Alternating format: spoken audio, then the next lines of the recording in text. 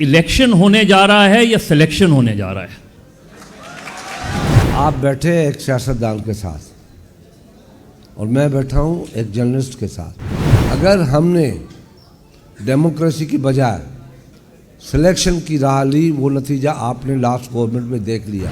आप उसके इत्तेहादी थे। सुन तो ले, कहाँ इत्तेहादी थे हम? आप 16 महीने में इत्तेहादी थे। ओ भाई, मैं बात कर रहा हूँ 3.5 साल की। सर, जिसने कमेंट जहाँ से एक सुने ना, मुस्लिम लीग पर भी और पीपल्स पार्टी पे बहुत ज़्यादा तनकीद होती है। मेरा उसमें दूसरा पर्सपेक्टिव है।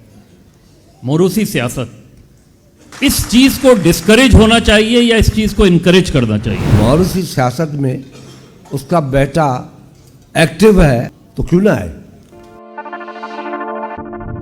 कि इस वक्त जो सूरत हाल है, हम नए इलेक्शंस में जा रहे हैं। पीपल्स पार्टी का मौक़िफ़ ये था कि 90 डेज़ में इलेक्शंस कराएं।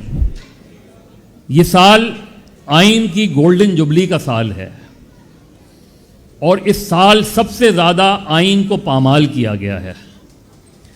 ये बताएं कि आगे आने वाले इलेक्शंस में आपको क्या नज़र आ रहा है कि इलेक्शन होने जा रहा है या सिलेक्शन होने जा रहा है? देखिए, आप बैठे एक सियासतदान के साथ और मैं बैठा हूँ एक जर्नलिस्ट के साथ।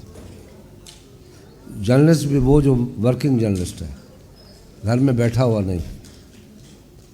बात यह है, डिपेंड करता है हमारे एटीट्यूड पे। हमारा एटीट्यूड क्या होगा? पीपल्स पार्टी आज भी डेमोक्रेसी मांग रही है। सिलेक्शन को आप डेमोक्रेसी नहीं कहेंगे। अगर हमने डेमोक्रेसी की बजाय सिलेक्शन की राह ली, वो नतीजा आपने लास्ट गवर्नमेंट में देख लिया। जिस पे बच्चे तालियां बजा रहे थे ना, वो नतीजा हमने देख लिया कि जब सिलेक्शन बैठ के लाहौर में हुई, इलेक्शन कमीशन के पुर्दों ने काम छोड़ दिया तो सिलेक्शन हो गई। हशर क्या हुआ?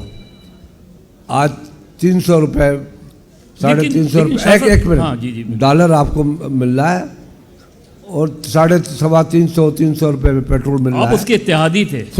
सुन तो ले, कहाँ इत्तेहादी थे हम? आप 16 महीने में इत्तेहादी थे। ओ भाई, मैं बात कर रहा हूँ 3.5 साल की। जिसने कमेंट जहाँ से एक सुने ना, आप, मैं पीटीआई के किसी बंदे से नहीं बैठा हूँ। हाँ। मैं मजहर से बैठा हूँ। जी। बात यह है कि 105 रुपये डॉलर से जब 85 पे पहुँचे, 40 रुपये के आटे से अब 90 रुपये पे पहुँचे, 40 रुपये की चीनी पे आप जब 85 रुपये पे पहुँचे, ऑयल जो आपका 200 रुपये था वो 500 रुपये पे पहुँचे, तब 16 महीने की गवर्नमेंट वजूद में आई, वो विद इन कॉन्स्टिट्यूशन। मगर आज भी ये कहता हूँ कि अगर सिलेक्शन हुई, आपने इलेक्शन को सिलेक्शन में तब्दील किया, डेमोक्रेटिक वे नहीं हुआ, तो फिर यही असर होगा। तो आप समझते हैं, आपने बिल्कुल ठीक बात की, 2018 में जो कुछ हुआ उसमें बाय एंड लार्ज इस बात को सब मानते हैं कि वो इलेक्शन बड़ा मैनेज था, वो हुकूमत बड़ी मैनेज करके बनाई गई थी।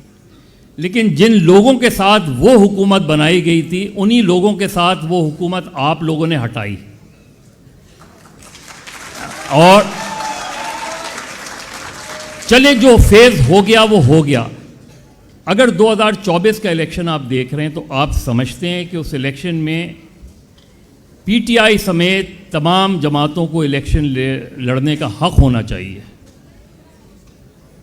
इलेक्शन तब माना जाएगा जब इक्वल पार्टिसिपेशन होगी, इक्वल लेवल प्लेइंग फील्ड होगी। अगर आपने किसी को निकाल के इलेक्शन कराना है तो पहले दिन वो इलेक्शन का रिजल्ट आ जाएगा और कोई नहीं मानेगा उस रिजल्ट को। आखिरी सवाल ये बता दें शाह साहब, आखिरी सवाल ये है, पाकिस्तान में 75 साल से इस्टेब्लिशमेंट का जो रोल रहा है वो हम सब पर वाज़ेह है। अफसोस उस वक्त होता है जब सियासतदान इस्टेब्लिशमेंट से कॉम्प्रोमाइज़ करके आते हैं या किसी दूसरे को गिराते हैं।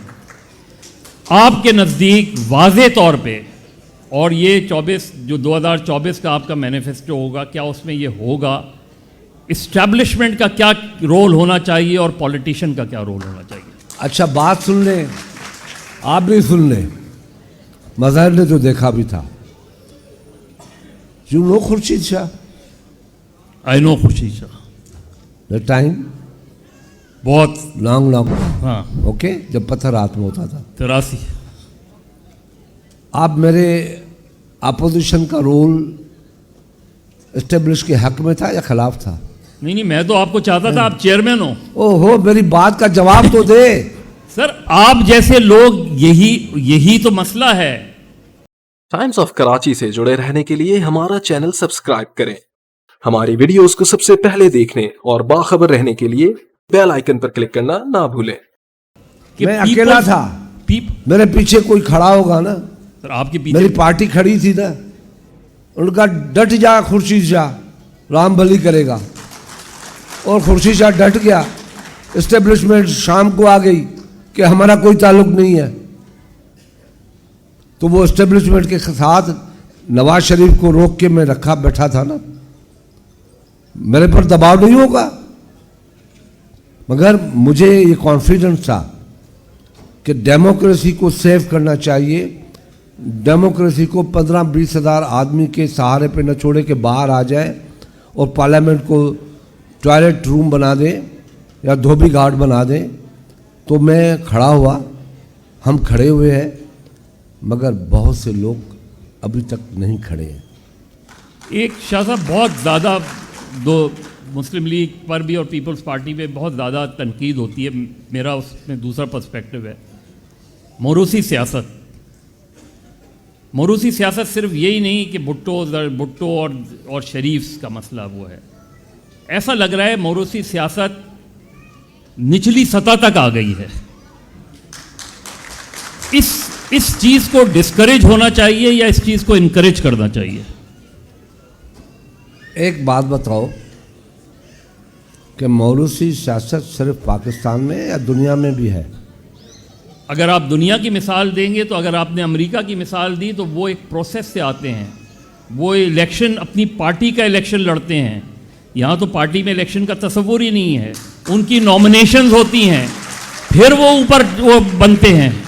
इंडिया, बांग्लादेश, हाँ नहीं तो क्या ये दुरुस्त? मैं तो आपसे एक बेसिक क्वेश्चन कर रहा हूं, क्या ये दुरुस्त है या गलत है? नहीं, मैं अगर मौरूसी सियासत में उसका बेटा एक्टिव है, मूव करता है, related to people, contact to people, तो क्यों ना है?